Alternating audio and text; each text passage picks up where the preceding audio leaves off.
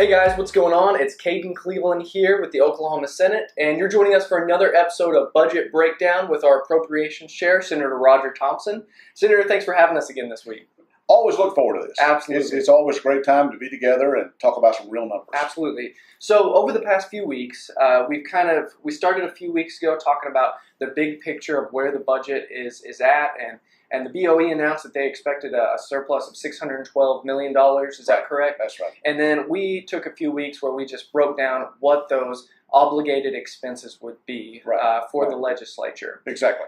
Today, I was really hoping we could continue that conversation and have you explain to us what those bonds are that we talked about over there. I think it was in the first or second week we did the videos, and some of the obligated expenses were bonds that were kind of off the top. So kind of turn it over to you and let you kind of walk us through what those look like and what those bonds actually are, and I guess give us a better understanding of that. So, Senator? Very, very good. Well, glad to have you back in the office again. Absolutely. Always to be in front of the whiteboard. That's right. As we enjoy working.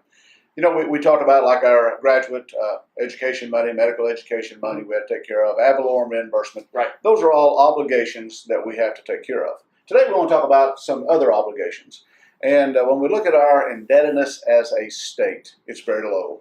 As a matter of fact, we have about a 3.5, 3.8% indebtedness and in our overall budget. Okay. And I think that's really, really good. I think most families in Oklahoma would say, if I can get my debt down to about 3.5 or 3.8%, that's a good thing. Pretty solid, that's yeah. Right. Okay.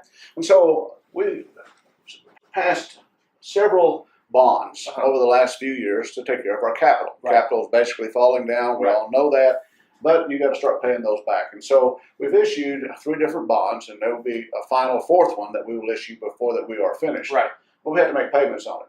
Now, the numbers that I'm going to give you today are numbers that are agreed upon with the bond authority, with the governor's office, and with the House fiscal staff and the Senate fiscal staff. And so these are actual numbers that we will be paying this next year. And so when we take the entire capital bond payment, it's $19,394,169. Okay, gotcha. That is our payment for redoing the Capitol building. For this year. This year. Okay, so just kind of a backstory on the Capitol bond. You mentioned that the Capitol building was pretty much falling down. Yes. It really hadn't been taken care of for pretty much a long time. Maybe 100 years. Yeah, yes. 100 years, give or take, Right. So the legislature got together and said, hey, we really need to make a decision here, and the result was, hey, we need to bank the investment in our Capitol building. That's Is that correct? That's right. And the thing about the Capitol is it's the people's building, number one. They're welcome to come and visit anytime.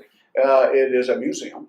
There's a lot of things that people can come up here and study our history, but it's also a working office building. And so as we redo the Capitol, we have to keep all 3 of those things in mind as we go forward. Before we started, electricity was not working. We had broken sewer lines in the basement. And we had rock that was falling off the top of the Capitol. And we've had to put awnings out front to keep people from getting hit in the head with the rock. Oh my God. And so we have an obligation. And the people expect us to keep the people's house in order. That's right. I'm thankful to the leadership of Governor Fallon and to the Speaker, the Pro Tem, that led this, that says we want to fix this building, we want to do it all at one time. And so we were able to pass all of the bonds. This is all the money we're going to need. And the Capitol will be completed and ready. The outside should be finished this year, and we're probably about 3 years away from the inside being finished. That's exciting. I mean, it's very exciting. If you can see, just having a side-by-side before and after picture of the Capitol building, it really is amazing of the progress that's been made so far. That's exactly right. Awesome. So that's our payment. Okay. Now we come over here to the Department of Corrections. Now this is a new bond. Yes, brand new bond. Okay, gotcha. And many of our prison facilities are in dire need. Okay. No water, no heat, the roofs are leaking, and the prison system certainly needs our attention. And so last year we passed a $116.5 million bond. Okay.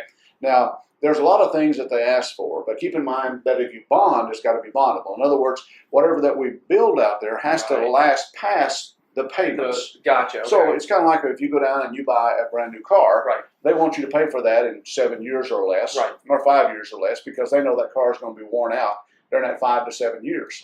You don't go buy a car and say, I'm going to pay for this over 30 years. 30 years, exactly. And so like telephone services, you can't bond, you can't bond cars, you can't do anything else. These are bondable expenses, so more infrastructure expenses. inside the prison. Mm-hmm. And so it's $116.5 million. Wow. We go through the process, the bond companies, we were finally able to get that finished in October of this year, even though we passed it in the last legislative session. It actually was able to be put into place in October. We're just now beginning to work in the prison system on the $116.5 million. Okay, gotcha. And so our payment on that bond this year in our budget is $7,187,362. Okay. Again, this is a figure that is by the bond advisor, the treasurer's office, the governor, the House and Senate that we agree on. This will be a minus in this next year's budget. So how long will we be paying that out, this 116.5? We're looking at a 20-year. 20-year? Okay, yes. Gotcha. So just kind of getting a grasp of what's going on here.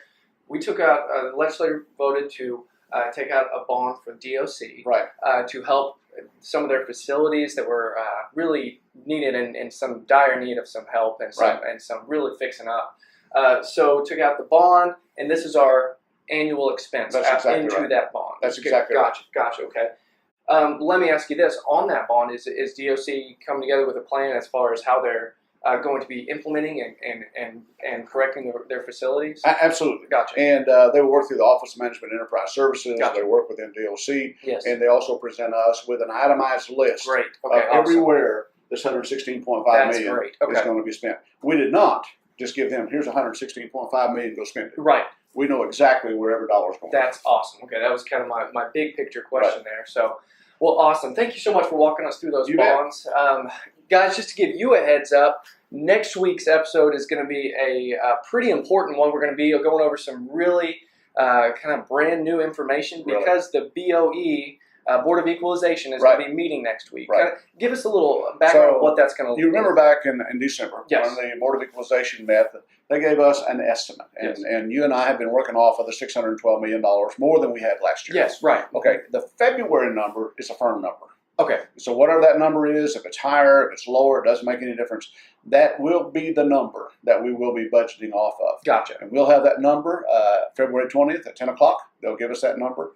And then, of course, we'll be working with our subcommittee chairs and going all the way down on how do we get this out to the agencies. And so we might say we've been working hard. We've been dealing with an estimate of 612.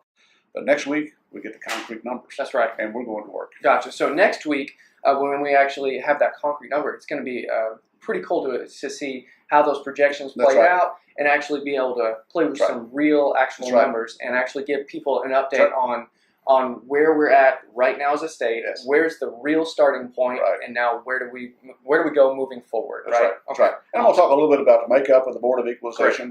Who sits on the board, how they come together on these numbers, and then we'll talk about the numbers. Awesome. I can't wait. Man, I'm excited about it. Honestly, it's going to be awesome. Yeah.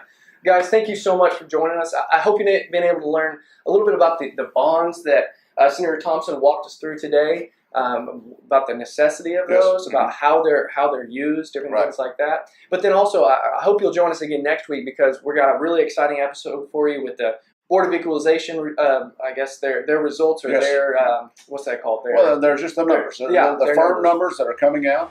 Not estimates. Here they are. That's right. Okay. We're going to be going through those. So join us again next week. And anything else to add? No, sir. Thank you for dropping by. Thank you, Senator. Okay. Well, we'll see you all next week. Thanks, guys. Bye.